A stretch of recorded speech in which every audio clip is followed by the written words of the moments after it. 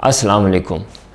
کل ہم نے سنا تھا ایک خط، وہ خط لکھا تھا ایک موبائل ٹاور نے ایک موبائل فون کو۔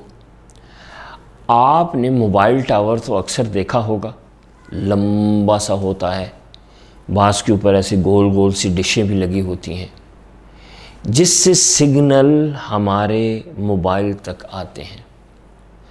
تو وہ گفتگو تھی جو ایک موبائل ٹاور نے کی تھی ایک موبائل فون سے، اور اس نے موبائل فون کو بتایا تھا کہ موبائل ٹاور کی زندگی موبائل فون سے کیسے مختلف ہوتی ہے۔ کچھ یاد ہے آپ کو کیسے مختلف ہوتی ہے؟ دیکھیے، کام دونوں کا ایک ہی ہے، دونوں سے سگنل آتے ہیں اور ہم وہ سنتے ہیں۔ موبائل فون نہ ہو تو موبائل ٹاور کا کوئی فائدہ نہیں، موبائل ٹاور نہ ہو تو موبائل فون کا کوئی فائدہ نہیں۔ دونوں مل کے کام کرتے ہیں لیکن الگ انداز میں۔ چلیے آج ہم یہی خط پڑھتے ہیں، مل کے پڑھتے ہیں۔ تو یہ رہا خط، باب نمبر 8، تنہائی۔ شروع کرتے ہیں۔ بھائی موبائل، آداب، ہمارا حال بھی زبان اور کان والا ہے،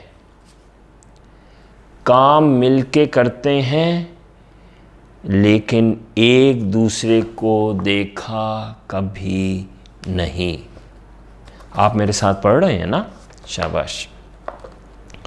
تم جو بھی آواز پکڑتے ہو وہ مجھ سے ہو کر تم تک جاتی ہے، مگر تم شاید اس بات سے لا علم ہو، زندگی ایک ہی جگہ کھڑے گزر رہی ہے میری، تیز دھوپ ہو یا برف جیسی ہوا، میں ہر موسم کو کھڑا رہ کر خوش آمدید کہتا ہوں، اور پتہ ہے اتنی اونچائی پر کھڑا ہوں کہ اگر نیچے دیکھوں تو چکرا کر گرنے کا دھڑکا ہر دم لگا رہتا ہے۔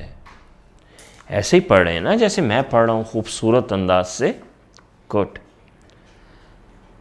تم تو شکر کرو کہ گھر میں سکون سے ہو، اور تمہارا خیال رکھنے والے بھی بہت ہیں، ایک میں کہ زندگی اکیلے جی کر گزار رہا ہوں، تمہیں تو تنہائی کا ذرا بھی احساس نہیں ہوتا ہوگا۔ اللہ کرے کہ تم ہمیشہ ایسے ہی زندگی جیو۔